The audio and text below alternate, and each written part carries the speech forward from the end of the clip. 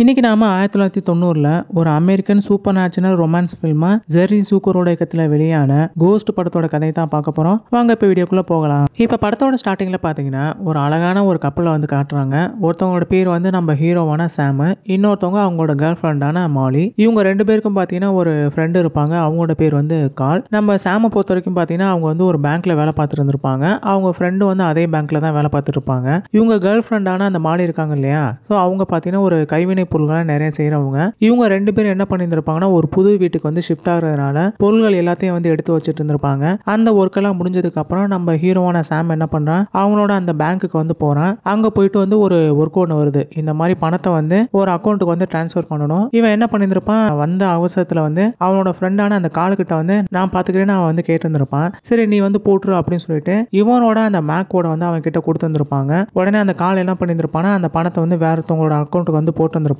ஆனா கொஞ்ச நாள்ல வந்து இவனுக்கு தெரிய வருது, இந்த மாதிரி இவங்களோட பேங்க்ல வந்து யாரோ ஒருத்தவங்க வந்து நிறைய பணத்தை பல பேரோட அக்கௌண்ட்ல வந்து போறத வந்து இவன் கவனிக்கிறான். ஸோ இதை பத்தி வந்து நம்ம பேசணும் அப்படின்னு சொல்லிட்டு நம்ம சாம் என்ன பண்றான், அந்த கால் கிட்டையும் வந்து சொல்லியிருந்திருப்பான். விடுறா மச்சான் நான் வந்து பாத்துக்கிறேன் அந்த காலை வந்து சொல்லியிருந்திருப்பான். இருந்தாலும் பரவாயில்லடா நானே பாத்துக்கிறேன்டான்னு சொல்லிட்டு இவன் என்ன பண்றான், அன்னைக்கு வீட்டுக்கு கிளம்பி போறான். அப்ப அன்னைக்கு நைட்டு பாத்தீங்கன்னா இவனுக்கு வந்து ஒரே கவலையாவே இருக்கு நம்ம சாமுக்கு. இவன் என்ன பண்றான், டிவி பார்த்துட்டு இருக்கும் போது அந்த டிவில பாத்தீங்கன்னா ஒரு ஃபிளைட் ஒன்று வந்து கிராஷ் ஆகி ஆக்சிடென்ட் ஆயிடுது. நிறைய பேர் வந்து இறந்து போயிருந்திருப்பாங்க. இவனுக்கும் பாத்தீங்கன்னா அந்த நினைப்பே வந்திருக்கும். ஏன்னா அவன் வந்து அடுத்த வாரம் லாஸ் ஏஞ்சல்ஸ் போறதா வந்து இருந்திருக்கும். இப்போ இதை பார்த்தோன்னே வந்து தமக்கும் ஏதோ ஒன்று நடக்க போகுன்ற மாதிரி வந்து அவன் நினைச்சிட்டே இருந்திருப்பான். அதை நினைச்சு வருத்தப்பட்டு அன்னைக்கு நைட்டு வந்து சரியா தூங்காம கூட இருந்திருப்பான். அப்ப பாத்தீங்கன்னா அவங்க கேர்ள் ஃப்ரெண்டான அந்த மாலி என்ன பண்ணியிருப்பாங்கன்னா கொஞ்ச நேரம் கழிச்சு அப்படியே எந்திரிச்சு வந்து தூக்கம் வராததுனால இவங்க வந்து கைவினை பொருட்கள்லாம் நிறைய செய்வாங்கன்னு சொன்னேன் இல்லையா, அவங்க என்ன பண்ணியிருப்பாங்கன்னா ஒரு சின்ன பானை மாதிரி வந்து செஞ்சுட்டு இருந்திருப்பாங்க. இவன் என்ன பண்ணியிருப்பான், கொஞ்ச நேரம் கழிச்சு அப்படியே எழுந்திரிச்சு வரான். அந்த பொண்ணை வந்து பாக்குறான். அப்படியே அவளுக்கு பின்னாடி போய் உட்காரான். இவங்க ரெண்டு பேரும் வந்து அப்படியே அந்த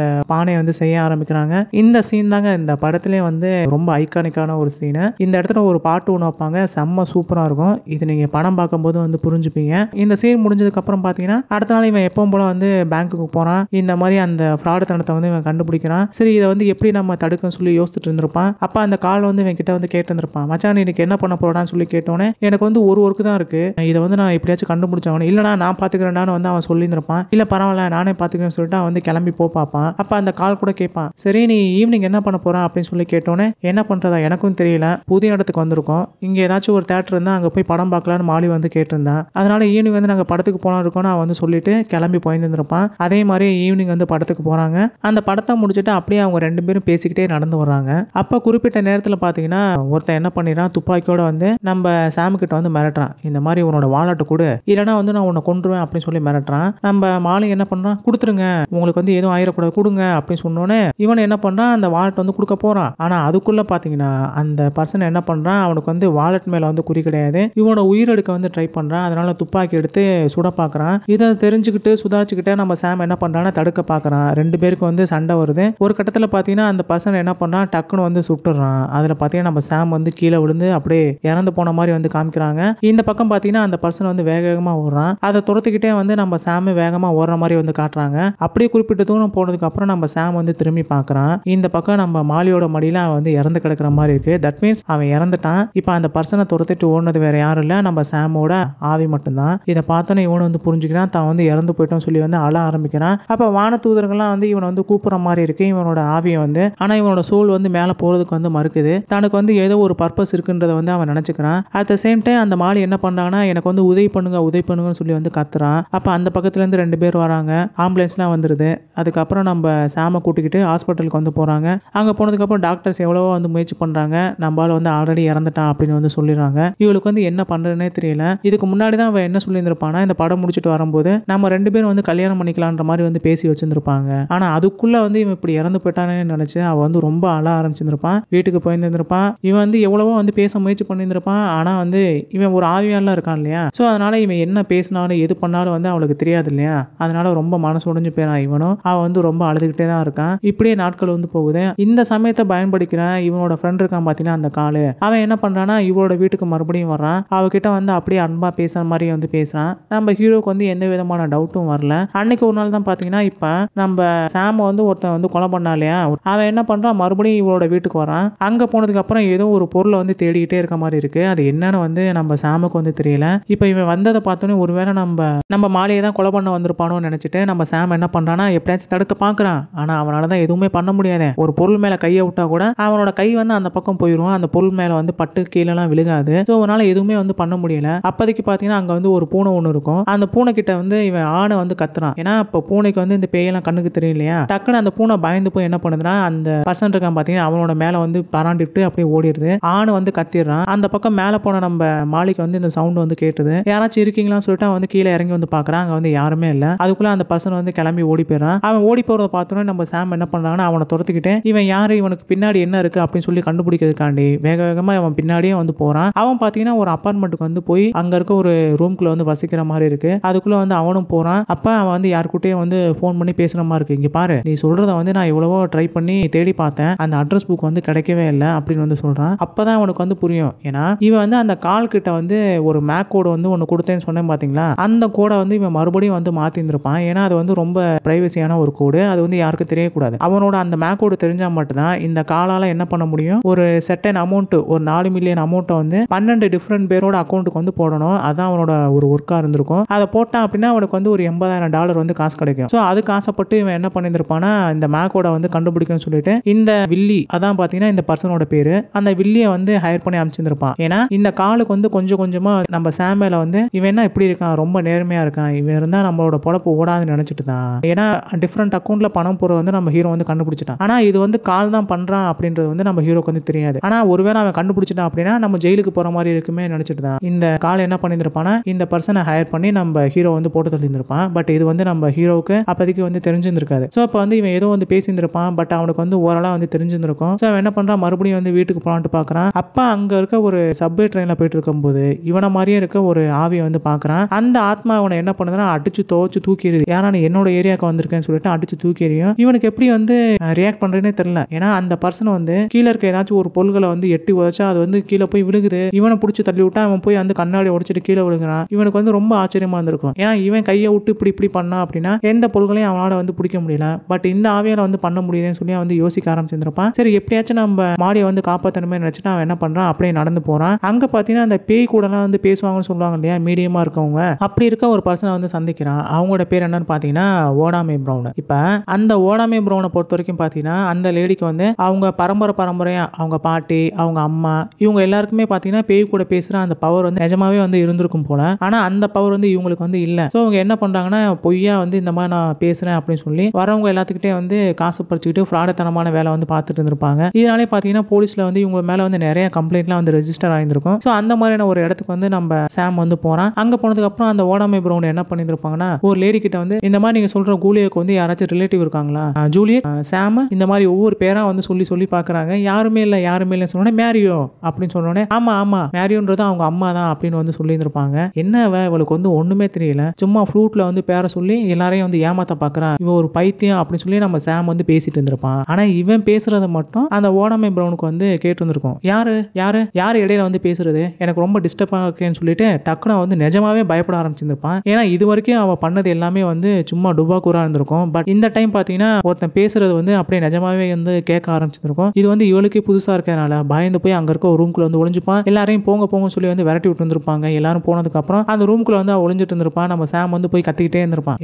உனக்கு ஒண்ணுமே தெரியல, நீ வந்து டுபாக்கூர் தானே, ஆனா நான் பேசுறது வந்து உனக்கு மட்டும் வந்து கேக்குது அப்படின்னா எனக்கு வந்து ஒரே ஒரு உதவி தேவை, அது வந்து நீ பண்ணா மட்டும் தான் நான் இங்க இருந்து போவேன் அப்படி வந்து நம்ம சாம் வந்து சொல்றான். இவளுக்கும் வந்து என்ன பண்றேன்னு தெரியல. சரி சொல்லி தொலை, உனக்கு நான் என்ன பண்ணணும்னு சொல்லி கேட்டோன்னே இந்த மாதிரி என்னோட பேர் வந்து சாம், என்ன வந்து ஒருத்தன் வந்து கொலை பண்ணிட்டான், என்னோட கேர்ள் ஃப்ரெண்டுக்கு இந்த மாதிரி ஒரு பிரச்சனை வரும்னு நினைக்கிறேன், அவன் நேத்து கூட வந்து என்னோட கேர்ள் ஃப்ரெண்டோட வீட்டுக்கு வந்துட்டு போயிருந்தான், எனக்கு ரொம்ப சந்தேகமா இருக்கு, நீ வந்து அவளுக்கு ஃபோன் பண்ணி இந்த மாதிரி நீ வந்து ரொம்ப டேஞ்சர்ல இருக்க அப்படின்ற மட்டும் சொல்லு, நான் சொன்னேன்னு சொல்லு அப்படின்னு சொன்னோன்னே சரி உனக்காக இது பண்றேன், ஆனா இதுக்கப்புறம் வந்து நீ என்கிட்ட எந்த உதவியும் கேட்க கூடாதுன்னு அந்த ஓடாமே பிரவுன் வந்து சொல்லியிருந்திருப்பாங்க. சரின்னு இவனும் வந்து சொல்லியிருந்திருப்பான். உடனே அவன் என்ன பண்றான், நம்ம மாலிக்கு வந்து கால் பண்றான். மாலி வந்து போன் எடுத்ததுக்கு அப்புறம் இங்க பாருங்க, என்னோட பேர் வந்து ஓடாமே பிரவுன், நான் வந்து ஒரு மீடியமா இருக்கவன், எனக்கு இந்த மாதிரி சாம்னு சொல்லி உங்க பாய் ஃப்ரெண்ட் வந்து என்கிட்ட வந்து பேசுறாரு, அவருக்கு என்னன்னா அவரை கொலை பண்ண ஒருத்தன் வந்து உங்களே வந்து கொலை பண்ணுவான், ஏன்னா அவன் வந்து நேத்தே வந்து உங்க வீட்டுக்கு வந்திருக்கானா, அவருக்கு நடந்தது வந்து ஒரு ஆக்சிடென்ட் கிடையாது, நீங்க புரிஞ்சுக்கங்க, இதை வந்து சாம் தான் உங்ககிட்ட வந்து சொல்ல சொன்னாங்க அப்படின்னு சொன்னோன்னே மாலிக்கு பாத்தீங்கன்னா செம்ம அதிர்ச்சியா இருந்திருக்கும். என்னடா இது, இறந்து போன ஒருத்தன் எப்படி வந்து இந்த மாதிரி இன் பர்சன் கிட்ட வந்து பேச முடியும், சம்திங் ஏதோ ஃபிஸியா இருக்குன்னு நினைச்சிட்டு அவன் என்ன பண்ணிருப்பான், நம்பாம போனை வச்சிருந்திருப்பான். இங்க பாத்தியா நான் அப்பயே சொன்னேன், இந்த மாதிரி வந்து பேய் கூட நான் பேசுறேன் அப்படின்னு சொன்னா யாரு வந்து நம்புவான், நீ கூட நம்ப மாட்டேன், அவ எப்படி நம்புவான், இங்க பாரு அவன் வந்து காலை வச்சுட்டான், இனிமே என்னால ஒன்றும் பண்ண முடியாதுன்னு சொன்னோன்னே நம்ம சாமுக்கு வந்து ரொம்ப கவலையா இருந்திருக்கும். ஸோ அவன் என்ன பண்றான், அந்த ஓடாமை ப்ரௌனே சுத்தி சுத்தி வரான், அவங்கள தூங்க விட மாட்டான், சாப்பிட விட மாட்டான், பாட்டு பாடியே வந்து சாகடிக்கிறான். சரி சொல்லி தொலை, உனக்கு நான் என்ன பண்ணணும்னு சொல்லி கேட்டோன்னே, இந்த மாதிரி நீங்க வந்து என்னோட அப்பார்ட்மெண்ட்டுக்கு வாங்க, நான் வந்து உங்களை கூட்டிட்டு போறேன் எங்கே போகணும்னு. அங்க போனதுக்கு அப்புறம் நீங்களே வந்து அவகிட்ட வந்து உண்மையை நேரா பார்த்து சொல்லுங்க, அப்பதான் வந்து அவ புரிஞ்சுப்பா அப்படின்னு சொன்னோன்னே, அடுத்த நாள் வந்து இவங்க 2 பேரும் கிளம்பி அந்த அப்பார்ட்மெண்ட்டுக்கு வந்து போறாங்க. இன்டர்காம்ல வந்து இவன் பேசி பார்க்கறான், நான் தான் ஓடாமை ப்ரோன்னு சொன்ன உடனே வந்து மாலி வந்து கட் பண்ணிடுறான். பாத்தியா, அவன் வந்து நம்ப மாட்டான், இப்போ என்ன பண்றது அப்படின்னு சொல்லி கேட்டோன்னே அந்த ஜன்னலுக்கு வெளியே நின்று அப்படியே வந்து கத்த ஆரம்பிச்சிருப்பான் ரோட்ல நின்று. அப்ப அந்த சாமுக்கு வந்து ஒரு யோசனை வரும், இந்த மாதிரி வந்து எது சொன்னாலும் வந்து நம்ப மாட்டேங்கிறான், நம்ம 2 பேருக்கும் பிரைவேட்டா இருக்க சில விஷயங்களை சொன்னா கண்டிப்பா வந்து அதை தெரிஞ்சிடும் இல்லையா. ஏன்னா அது ரெண்டும் பாத்தீங்கன்னா அவங்க 2 பேருக்கு இடைப்பட்ட ஒண்ணு, அது வந்து மத்தவங்க யாருக்கும் வந்து தெரிஞ்சிருக்க வாய்ப்பே இல்லை. ஸோ அந்த மாதிரியான விஷயங்களை வந்து சாம் என்ன பண்றான், இந்த ஓடாமை ப்ரௌன் கிட்ட வந்து சொல்றான், இந்த மாதிரி நீயும் சாமும் வந்து ஒரு இடத்துக்கு வந்து ட்ரிப்பு போறதா வந்து சொல்லியிருந்தீங்க, நீ கூட வந்து அவனுக்காண்டி ஒரு ஸ்வெட்டர் கூட வந்து உன் கையால வந்து தைச்சேன், உன்னோட அண்டர்வியர் கூட ஒன்று வந்து கிரீன் கலர்ல இருக்கு, இதெல்லாம் எனக்கு எப்படி தெரியும், அவன் தான் என் பக்கத்துல இருந்து சொல்றான், உனக்கு வந்து கேட்கலையா, நீ ரொம்ப டேஞ்சர்ல இருக்க லேடி அப்படின்னு சொல்லி கேட்டோன்னே அதுக்கப்புறம் தான் அவளுக்கு வந்து தெரிய ஆரம்பிச்சிருக்கும், இந்த விஷயங்கள்லாம் எப்படி இவளுக்கு தெரியும் சொல்லிட்டு கொஞ்சம் கொஞ்சமா அந்த நம்ப ஆரம்பிச்சிருப்பான். சரி வாங்க அப்படின்னு சொன்னோன்னே இவங்க 2 பேரும் என்ன பண்றாங்கன்னா அவங்க வீட்டுக்கு வந்து போறாங்க. அங்க போனதுக்கு அப்புறம் தான் பாத்தீங்கன்னா இவ எல்லா விஷயத்தையும் வந்து எக்ஸ்பிளைன் பண்றா, இந்த மாதிரி உன்னோட பாய் ஃப்ரெண்ட் இறந்து போனது வந்து ஒரு ஆக்சிடென்ட்லாம் கிடையாது, அது வந்து திட்டமிட்ட ஒரு கொலை, அந்த கொலைகாரனோட பேர் வந்து வில்லி, அவன் வந்து இந்த அட்ரஸ்ல இருக்க ஒரு அபார்ட்மெண்ட்ல தான் தங்கி இருக்கான் அப்படின்னு சொன்னோன்னே, நீ எழுதி கொடுன்னு வந்து அந்த சாம் வந்து ஓடாமை பிரபு கிட்ட வந்து சொல்லியிருந்திருப்பாங்க. இவளும் வந்து அந்த அட்ரஸை எழுதி அவகிட்ட வந்து கொடுத்துருப்பா. உனக்கு நிஜமாவே டவுட்டா இருந்தா நீ வேணா போலீஸை கூப்பிட்டுக்கிட்டு இந்த அட்ரஸை வந்து போய் பாருங்க, என்னோட வேலை முடிஞ்சுன்னு சொல்லிட்டு ஓடாமை பிரவுன் என்ன பண்ணுவாங்கன்னா கிளம்பி போக ஆரம்பிச்சிருப்பாங்க. இந்த படத்துல எனக்கு இவங்கள தான் ரொம்ப ரொம்ப பிடிக்கும். படத்துல பாத்தீங்கன்னா இவங்க பேசுற எல்லாத்துலயும் வந்து நமக்கு சிரிப்பு வந்துகிட்டே தான் இருக்கும். அந்த அளவுக்கு வந்து ரொம்ப ரொம்ப சூப்பரா வந்து நடிச்சிருப்பாங்க. இப்ப நம்ம மாலிக்கு பாத்தீங்கன்னா என்ன பண்றேன்னே தெரியல, இவங்கள வந்து நம்புறதா இல்ல அந்த பொண்ணு சொல்றாங்களே அவங்கள நம்புறதா அப்படின்னு சொல்லி யோசிச்சுட்டே இருந்திருப்பான். அட் த சேம் டைம் அந்த கால் என்ன பண்ணிருப்பானா, அன்னைக்கு நைட் வந்திருப்பான் இவங்களை பாக்குறதுக்காண்டி. சாம் வந்து ஒருத்தவங்க கிட்ட பேசினாங்க அப்படின்னு சொல்லிட்டு இந்த பேய் ஓட்டுறவங்க ஒருத்தவங்க என்ன பார்க்க வந்திருந்தாங்க.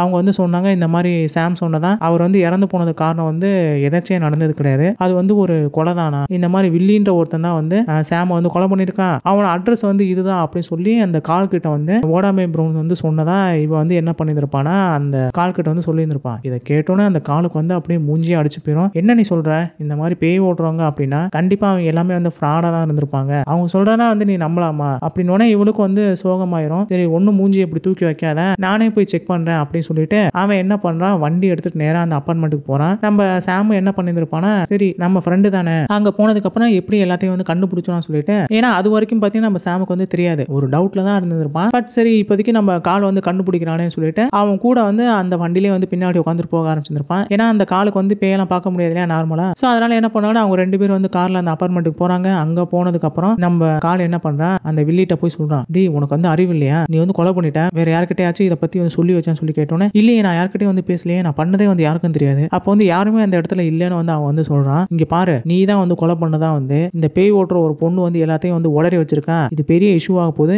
நீ என்ன பண்ற உடனே இங்க இருந்து எங்கேயாச்சும் கிளம்பி ஓடி போயிரு, இல்லைனா வந்து நம்ம அவளை வந்து போட்டு தள்ளணும் அப்படின்னு சொல்லி இவங்க 2 பேரும் வந்து பேசி வச்சிருப்பாங்க. அப்பதான் பாத்தீங்கன்னா நம்ம சாமுக்கு வந்து இதெல்லாம் கேட்டதுக்கு அப்புறம், ஆட பாவி, உனக்கு வந்து நான் என்னடா பண்ணேன், உன்னை வந்து என்னோட ஃப்ரெண்டா தானடா நினைச்சேன், என்னோட வீட்டுலலாம் விட்டனடா, நீ வந்து இப்படி பண்றீன்னு சொல்லி அவன் என்ன பண்ணிருப்பான், செம்ம கோமா வந்திருக்கும், போட்டு இவனை அடிச்சு கொள்ளனால வந்து பார்த்துருப்பான். ஆனா இவன் தான் வந்து என்னதான் வந்து அவனை குத்த முயற்சி பண்ணாலும் அவனை கை உள்ள இல்ல தானே போகும் இல்லையா. ஸோ இவனுக்கு வந்து ரொம்ப சோகமா இருந்திருக்கும். அதே சமயம் இந்த பக்கம் பாத்தீங்கன்னா நம்ம மாலி என்ன பண்ணிருப்பாங்கன்னா, அடுத்த நாள் போலீஸ் ஸ்டேஷனுக்கு போயிட்டு நடந்த எல்லா விஷயங்களையும் வந்து சொல்லியிருந்திருப்பாங்க. நீங்க சொல்ற பேர்ல ஒரு லேடி ஒருத்தவங்க இருக்காங்க, ஆனா நீங்க சொல்ற மாதிரி வில்லின்ற பேர்ல எந்த விதமான கொலைகாரனும் இல்ல, நீங்க சொல்ற அந்த ஓடாமை பிரவுன் இவங்களா அப்படின்னு தான் அவங்க மேல வந்து நிறைய கேஸ்ல வந்து இதுக்கு முன்னாடி ரெஜிஸ்டர் ஆயிருந்திருக்கு, அவங்க நிறைய வந்து தப்புகள் வந்து செஞ்சிருந்திருக்காங்க, ஃப்ராடத்தனம் தான் அதிகமா பண்ணியிருக்காங்க, அவங்க சொல்ற வந்து நீங்க நம்பாதீங்க அப்படின்னு வந்து அந்த போலீஸ்காரங்களும் வந்து சொல்லியிருந்திருப்பாங்க. ஆனா இதை வந்து நம்ம மாலி வந்து நம்புற மாதிரியே இல்ல, எங்க 2 பேருக்குள்ளேயே வந்து நிறைய பிரைவேட்டான திங்ஸ் வந்து நடந்திருக்கு, அது வந்து அவங்களுக்கு எப்படி தெரியும், சம்திங் ஏதோ ஒன்று ராங்கா இருக்குன்னு சொல்லிட்டு அப்படியே அழ ஆரம்பிச்சிருப்பான். சாரி மேம் எங்களை வந்து மன்னிச்சிருங்கன்னு சொல்லி அந்த போலீஸும் சொன்னோன்னே இவன் என்ன பண்ணிருப்பான், அப்படியே கிளம்பி அன்னைக்கு வந்து வீட்டுக்கு போயிருந்திருப்பான். அன்னைக்கு ஈவினிங் அதே மாதிரி அந்த கால் என்ன பண்ணிருப்பானா,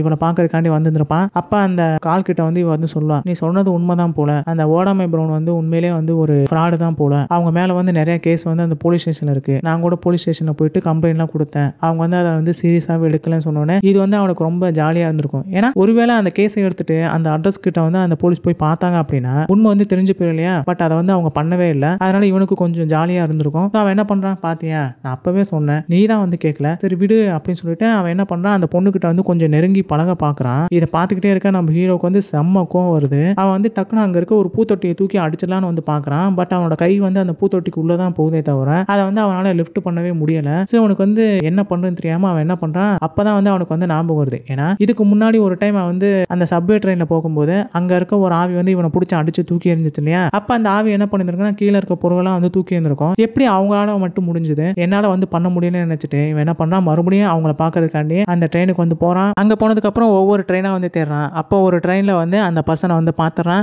அந்த பர்சன் பாத்தீங்கன்னா மறுபடியும் நம்ம சாம போட்டு அடிக்கிற மாதிரி இருக்கு. நிறுத்துங்க, நான் வந்து உங்ககிட்ட உதவி தான் வந்து கேட்கலான்னு வந்தேன். உங்களால மட்டும் எப்படி இந்த மாதிரி வந்து பொருள்கள்லாம் வந்து தூக்க முடியுது, உங்களால எப்படி இதை வந்து பண்ண முடியுது, எனக்கு வந்து இதை சொல்லிக் கொடுங்க அப்படின்னு சொன்னோன்னே அப்ப அந்த பர்சன் என்ன பண்ணியிருப்பாங்கன்னா, சரி நான் உனக்கு வந்து இவ்வளவு கெஞ்சி கேட்கிறேன், உனக்கு வந்து நான் சொல்லித்தரேன். இங்க பாரு, ஒரு பொருளை வந்து நீ அடிச்சு தூக்கி போடணும் அப்படின்னா உன்னோட முழு கான்சென்ட்ரேட்டையும் அங்க வை, ஃபோக்கஸ் பண்ணு சொன்னோன்னே இவனும் ஃபர்ஸ்ட் ட்ரை பண்ணி பார்த்துருப்பான். அந்த சாமுக்கு வந்து ஒண்ணுமே ஒத்து வந்திருக்காது. டக்குன்னு பாத்தீங்கன்னா ஒரு டைம் வந்து நல்லா ஃபோக்கஸ் பண்ணி அடிச்சிருவான். இவனுக்கு வந்து ரொம்ப கான்ஃபிடன்ஸ் வந்துடும். அப்படியே அவன் என்ன பண்றான், இந்த கால் வந்து என்னதான் பண்றான் அப்படின்னு சொல்லி கண்டுபிடிக்காண்டி அவன் வந்து போயிருந்திருப்பான். அட் த சேம் டைம் இந்த கால் என்ன பண்ணியிருப்பான் அப்படின்னா, இதுக்கு முன்னாடி வந்து இவன் வந்து அந்த மாலியோட வீட்டுக்கு போகும்போது அந்த அட்ரஸ் புக்ல அந்த மேக் கோடு இருந்தா தானே அந்த காசை வந்து டிரான்ஸ்ஃபர் பண்ண முடியும். ஸோ அந்த அட்ரஸ் புக் எங்க இருக்குன்றத வந்து இவன் கண்டுபிடிச்சிருந்திருப்பான். அதுல இருக்க அந்த பேப்பரை மட்டும் கிழிச்சிட்டு அடுத்த நாள் வந்து பேங்க்குக்கு போயிருந்திருப்பான். அந்த மேக் கோட வச்சு உள்ள இருக்க அக்கௌண்ட் டீடைல்ஸ் எல்லாத்தையும் வந்து பார்த்துருப்பான். இப்போ $4 மில்லியன் இருந்திருக்கும். அந்த அக்கௌண்ட்ல காசு இருக்கிறத பார்த்து இவன் கிட்ட வந்து ஒரு கஸ்டமர் வந்து கேட்டிருந்திருப்பாங்க. அவனும் ஒரு ஃப்ராடு தான் போல. ஸோ அவன் கிட்ட வந்து ஃபோன் பண்ணி சொல்லியிருந்திருப்பாங்க, ஓகே உனக்கு வந்து கிடைச்சிருச்சா, அப்ப நான் சொல்ற மாதிரி இந்த பணத்தை வந்து 12 டிஃபரெண்டான அக்கௌண்ட்ல வந்து போடு, அந்த மெயின் அக்கௌண்டோட பேர் என்னன்னு பாத்தீங்கன்னா ரீட்டா மில்லர்னு வை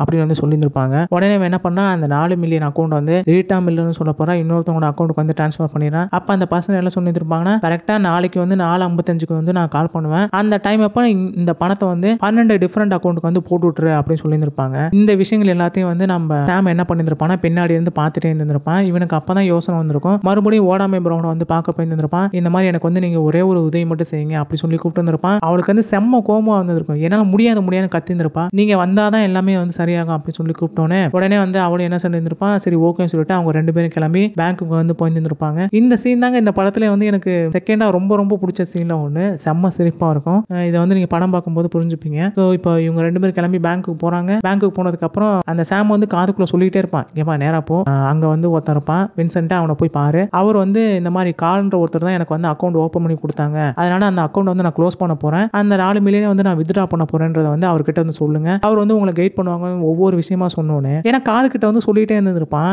இந்த ஓடமை பிரவுனால வந்து கான்சன்ட்ரேட் பண்ணியிருக்க முடியாது. ஆப்போசிட்ல இருக்கவங்களுக்கு பாத்தீங்கன்னா என்ன இந்த பொண்ணு தனியா பேசிட்டு இருக்காங்கன்ற ஒரு ஃபீல் தான் வரும் இல்லையா. ஆக்சுவலி அந்த மாதிரி தான் இருந்திருக்கும். இது பார்க்க செம்ம சிரிப்பா இருந்திருக்கும். அப்ப அந்த ஓடமை பிரவுன் அவன் சொல்ற மாதிரியே வந்து செஞ்சிருந்திருப்பாங்க. கடைசியா பாத்தீங்கன்னா சரி இந்த செக்ல வந்து சைன் பண்ணுங்க உங்களுக்கு வந்து பணம் கிடைச்சுன்னு சொன்னோன்னே இவன் என்ன பண்ணிருப்பா, அவரோட பேர் வந்து ஓடாமை பிரவுன் வந்து போட்டுருப்பா. அடி பாவே பேரை மாத்தி போட்டுறே அப்படின்னு சொன்னோன்னே அதுக்கப்புறம் மறுபடியும் இன்னொரு செக் வாங்கிட்டு அதுல ரீட்டா மில்லர்னு வந்து சைனை போட்டு அந்த செக்கை வாங்கிட்டு அவங்க 2 பேரும் வந்து கிளம்பி வெளியில வேகமா வந்து போக ஆரம்பிக்கிறாங்க. அட் த சேம் டைம் அந்த பக்கம் பாத்தீங்கன்னா நம்ம மாலி வந்து அந்த பேங்க்குக்கு வந்திருப்பான். இவங்க 2 பேரும் வந்து பார்த்துருப்பாங்க. ரொம்ப சஸ்பீஷியஸா இருக்குன்னு சொல்லிட்டு அவங்க 2 பேரும் அவ வந்து நினைச்சிருப்பான். இப்ப வெளியில போற இவங்க 2 பேரும் என்ன பண்ணிருப்பாங்கன்னா, நம்ம சாம் வந்து சொல்லியிருப்பான், அங்க பாத்தியா சேரிட்டில வந்து 2 நன்னு வந்து நிக்கிறாங்க, இந்த பணத்தை வந்து அவங்க கிட்ட வந்து கொடுத்துரு அப்படின்னு சொன்னோன்னே $4 மில்லியன் வந்து என் வாழ்க்கையை நான் பார்த்ததே இல்லை, இது இருந்தா நான் வீடு கட்டுவேன், ஃப்ரெண்ட்ஸ் எல்லாம் வந்து பார்த்துப்பேன், எல்லாத்தையும் வந்து நான் செஞ்சிருவேன் அப்படி சொல்லி அவன் வந்து கனவு போட்டு வச்சிருப்பான். ஆனா இந்த சாம் என்ன பண்ணிருப்பான், இங்க பாரு ஓடாமை ப்ரௌன், இது இந்த காசு வந்து நம்மளோடது கிடையாது, இதை நம்ம சம்பாதிக்கலாம், இது வந்து வேறத்தவங்களோடது, திருட்டு மணி, இது வந்து ஒரு நல்லதுக்கு போகட்டும், நீ போய் அந்த சேரிட்டி கொடு அப்படின்னு சொன்னேன். வேண்டாம் வெறுப்பா வந்து நம்ம ஓடாமை ப்ரௌன் வந்து அந்த செக்கை அந்த நன்னு கிட்ட வந்து கொடுத்துட்டு போயிருந்திருப்பாங்க.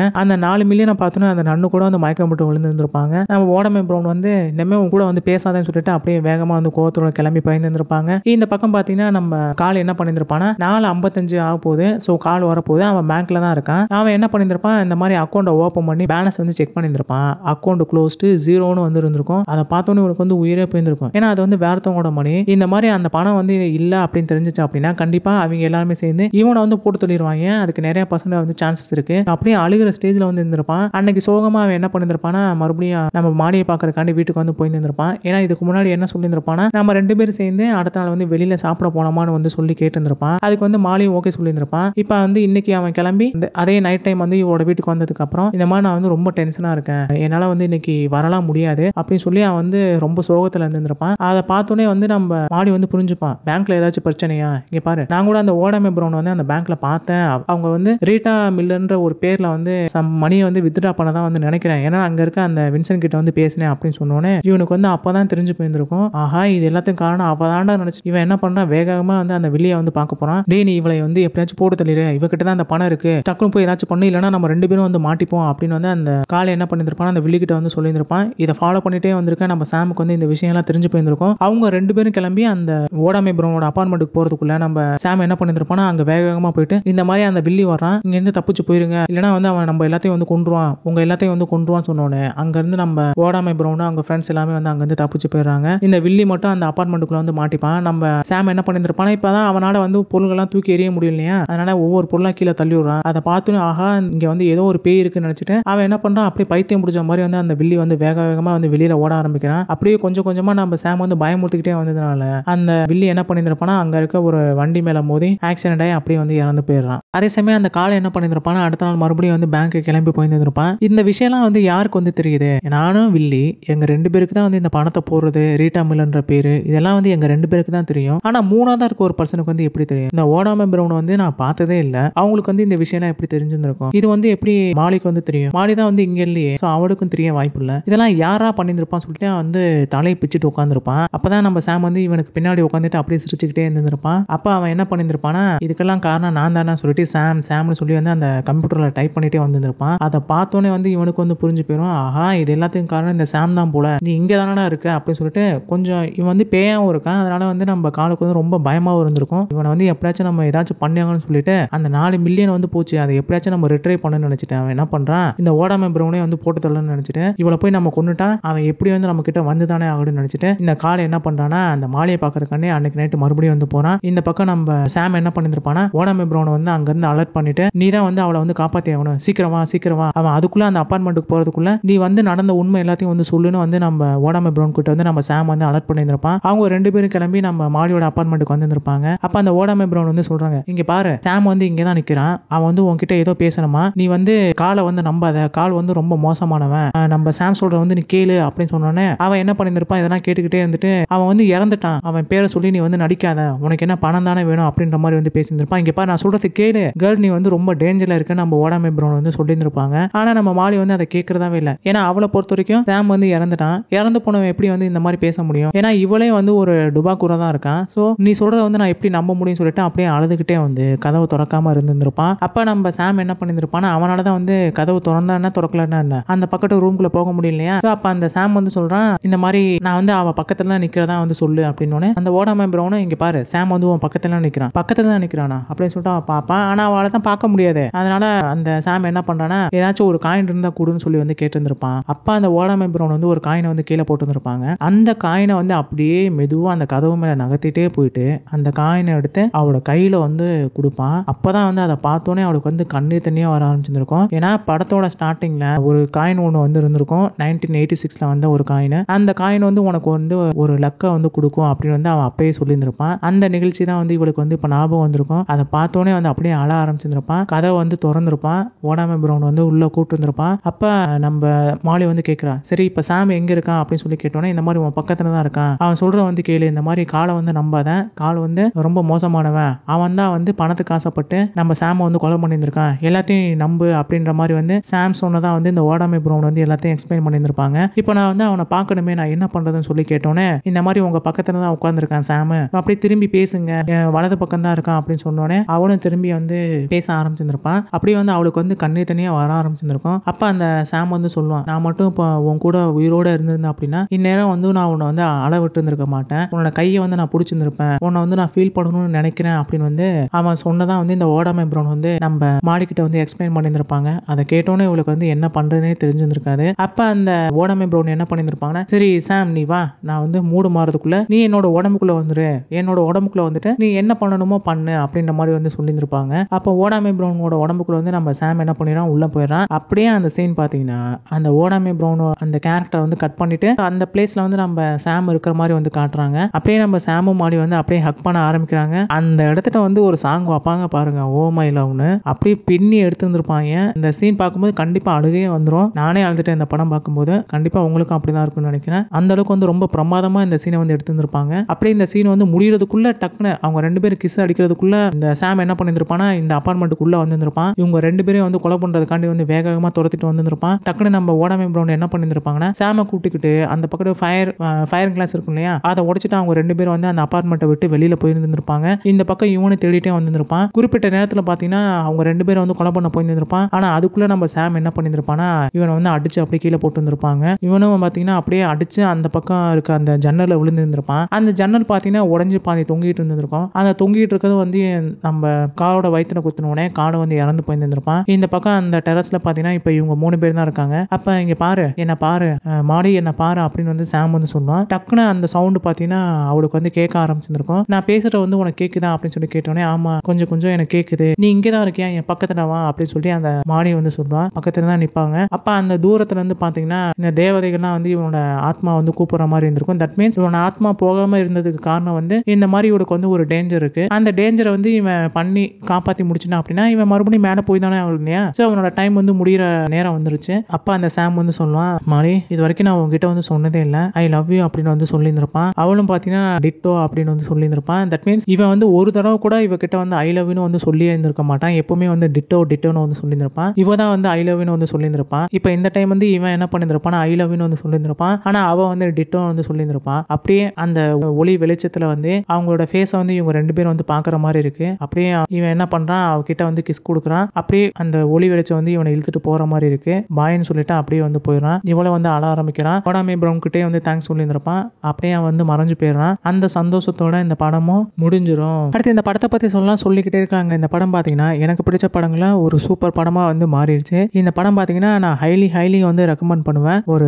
பாய் ஃப்ரெண்ட் கேர்ள் ஃப்ரெண்ட் இருக்காங்க, கல்யாணம் பண்ணிக்கலாம் வந்து நினைக்கிறாங்க. அதுக்குள்ள வந்து அவங்க பாய் ஃப்ரெண்டை வந்து ஒருத்தன் கொலை பண்ணிடுறான். ஆனால் அவனால வந்து நம்ம கேர்ள் ஃப்ரெண்டுக்கு வந்து ஏதாச்சும் பிரச்சனை வந்துருமோ நினைச்சிட்டு அந்த இறந்து போன அந்த ஆத்மா என்ன பண்ணுதுன்னா ஹீரோ விட்டு போக வந்து மறுக்குது. அந்த பொண்ணை வந்து எப்படி வந்து காப்பாற்றுறான் அப்படின்றத அந்த படத்தோட ஒரு கதை. செம்ம சூப்பராக இருக்கும். இந்த படம் பார்த்தீங்கன்னா எமோஷனலாகவும் சரி காமெடியாகவும் சரி எல்லா விதத்துலையும் வந்து இந்த படம் வந்து ரொம்ப பர்ஃபெக்டாக இருந்திருக்கும். இந்த படத்தில் எனக்கு ரொம்ப பிடிச்சதே பார்த்தீங்கன்னா இவங்க 2 பேரோட பெர்ஃபார்மன்ஸையும் தாண்டி அந்த ஓடாமை ப்ரௌன்ற கேரக்டர் நடிச்ச ஊபி கோல்பர்க் அவங்க தான் அந்த கேரக்டர் நடிச்சாங்க. அவங்கள பார்த்தாவே வந்து சிரிப்பு வந்துடும். அந்த அளவுக்கு இந்த படம் முழுக்க வந்து சிரிச்சுக்கிட்டே இருந்திருப்பீங்க, அழுதுகிட்டே இருந்திருப்பீங்க. அட் த சேம் டைம் வந்து இந்த படத்தோட பேக்ரவுண்ட் ஸ்கோர் சொல்லியே ஆகணும். ஒவ்வொரு சீனையும் வந்து மெருகேற்றினதே அந்த பேக்ரவுண்ட் ஸ்கோர் தான். பிரமாதமா வந்து எடுத்திருந்திருப்பாங்க. படத்தோட ஸ்டார்டிங்ல வர அந்த கிளே சீனு, படத்தோட எண்டிங் அவங்க 2 பேரும் மியூச்சுவலா வந்து பேசுற அந்த சீனு, அதுக்கப்புறம் கிளைமேக்ஸ்ல அவங்க 2 பேரும் அந்த ஆவியை வந்து அவ பாக்குறது எல்லாமே வந்து பர்ஃபெக்டா வந்து எடுத்திருப்பாங்க. அப்ப பேக்ரவுண்ட்ல வந்து ஒரு பாட்டு ஒன்று போடுவாங்க, ஓ மை லவ்னு, செம்ம சூப்பரா இருக்கும் அந்த பாட்டும். எல்லாமே வந்து இந்த படத்துல வந்து பர்ஃபெக்டா இருந்திருக்கும். இந்த படத்துல வந்து ஒரே ஒரு சீன் மட்டும் வந்து அடல்ட் சீனா வந்து வச்சுட்டாங்க. பட் அது மட்டும் இல்லை அப்படின்னா ஃபேமிலியோட வந்து கண்டிப்பா அந்த படத்தை உட்காந்து பார்க்கலாம். ஹைலி